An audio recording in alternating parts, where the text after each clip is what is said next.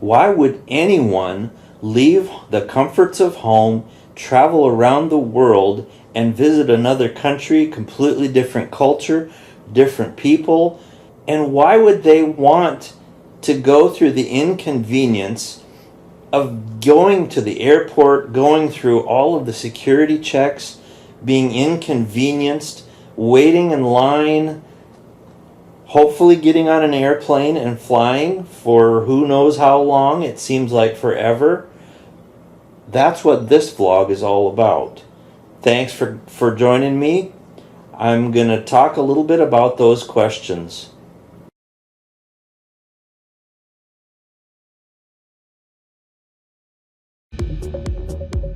"23 hours till our scheduled attempt to spin the world's largest top.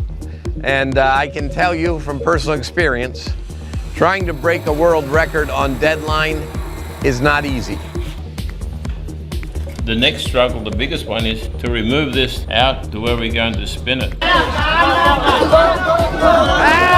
go, go! Yeah! Kaliwa, kaliwa, kaliwa!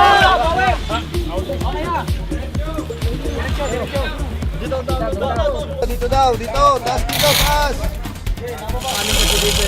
This side needs to be tied to the... No, no, no.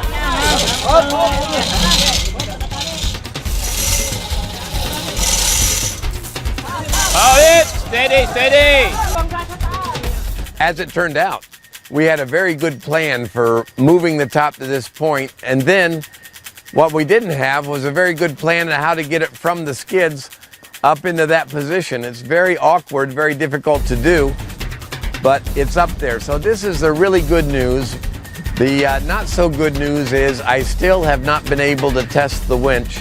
We're coming down to the fact that the very first test spin of this top will be the actual world record attempt. It's almost 9:30 on the day of the attempt, and the things that are causing us a little concern at the moment: one, it's raining. Not very hard, but it is raining a little bit. We add a little bit extra reinforcement to the arm. We did a little bit of a pull on it just by hand, and there's a lot of play up in that arm. We're gonna try to tighten that up just to make sure that it doesn't play too much. Ladies and gentlemen, this is a pretty amazing thing that you're witnessing today. Not only is it big here, it's big all around the world. That's the biggest top in the whole world. What we are going to do right now is the very first ever attempt to spin this at full speed. If you see that top shaft start to come loose, run. Now this is going to take a little while because, guys, let's start raising the weight. If we get that right and get the balance right, the weights and the plates in the right position, then that spinning top actually stabilizes itself. If we don't get that, then we get a wobble up.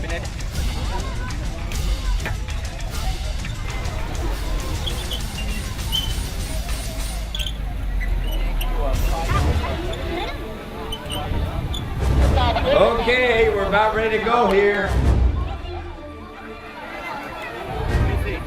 Dapat tatlo kayo hawak sa top.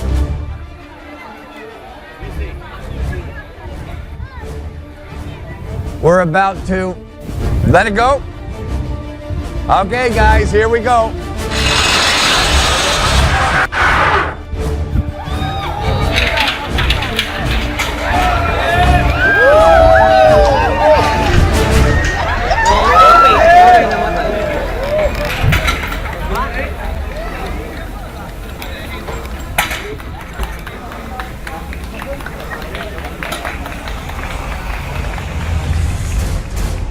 I have to get to a hospital right away, please. Can I say it again? Please, hospital right away. Are you serious?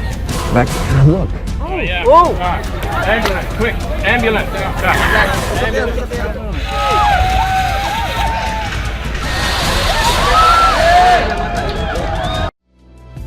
So what happened then was, because we had the officials here for the world record, and it was today, that we needed to spin the top. Byron and I decided to wrap the rope round and round, we got 12 men. So we spun the top. The first attempt, they run too hard, snapped the rope. The second time, when they went, it was perfect. And the top spun for 19 minutes. From my understanding as an official of the Guinness Book World Records, watching and observing this event, we've met all the requirements for beating the world's largest spinning top. We also spun this top a total of 19 minutes. Well, we just got to praise the Lord that it spun, and so Joe will be happy now. He got a little bit of a knock on the head, but he will be back, and all this is done to the honor and glory of the Lord.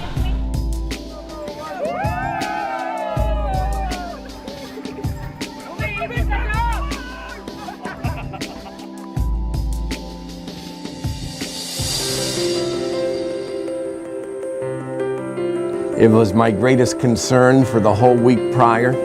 One of the gears of the winch exploded. This up here is where the other piece of gear went in. We found 4. The third piece is embedded here. We covered it over, patched it up. I'm very glad the steel's not embedded in my head.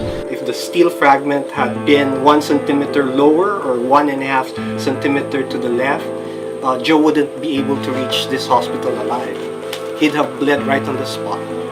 The fragment happening to stay just 1 centimeter above and a centimeter to the right of the most critical area that it could have hit, I would agree in that sense.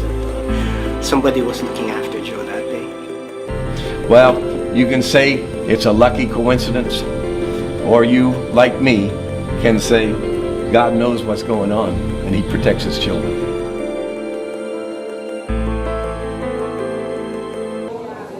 I spent only a few days here on my first visit, partly because I felt obligations back at home.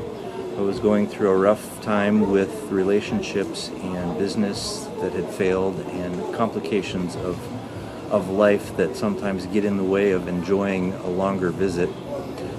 But after I returned and things went poorly with the marriage, the thought of being in the Philippines appeals to me. I started getting these messages from several places. I joined several dating sites for a while and got scammed by quite a few people, both male and female, claiming to be female and beautiful. So I got a little wary of some of the invitations to be my friend, even on Facebook.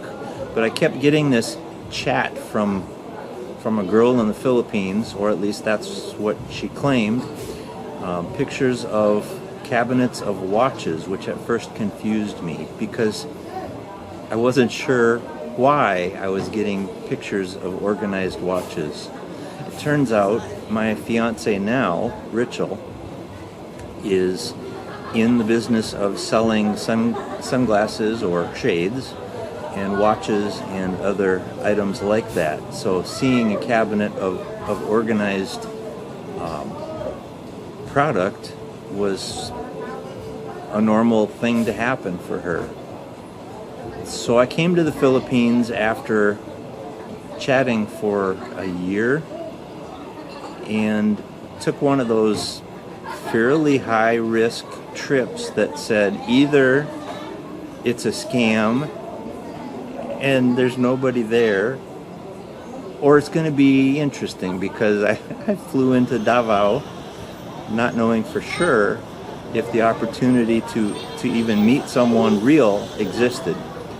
So I decided at worst I'd have a little vacation and enjoy myself in Asia, in the Philippines, and learn a little bit more about Davao City, and landed in Davao and was met at the airport, and it turns out she's real. Isn't that cool? Later on, we went to visit her family, which was up in the province, not in Davao City itself. And it was quite a trip, going both by bus and motorcycle for several hours to get home and visit with the family. And the question I got when I arrived is, "What is the purpose of your visit, sir?" And I stuttered a little bit because I wasn't quite ready for such a direct question, but it turned out to be all right. And I mumbled some words and asked for translation. The word that I came up with was asawa. And not everybody knows what that means, but you might guess. I've asked 2 fathers for their daughter's hand in marriage in my lifetime, and Rachel was number 2. So that was the purpose of my visit to her parents, and making sure that she was able to go home and visit them as well. Why the Philippines? Like I mentioned earlier, one of the things that's extremely fascinating about the Philippines is there's far less whining and complaining than I'm used to in the United States. The number of people who manage on far less than you or I think is necessary and are happy and content for the most part with that is encouraging. The whining and complaining is basically absent unless you're an obnoxious white guy. Then you might get some complaining at you because you kind of broke the rules.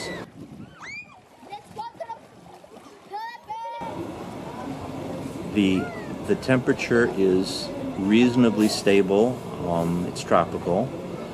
The people are friendly. There's respect in the culture. Being an older guy is not a detriment.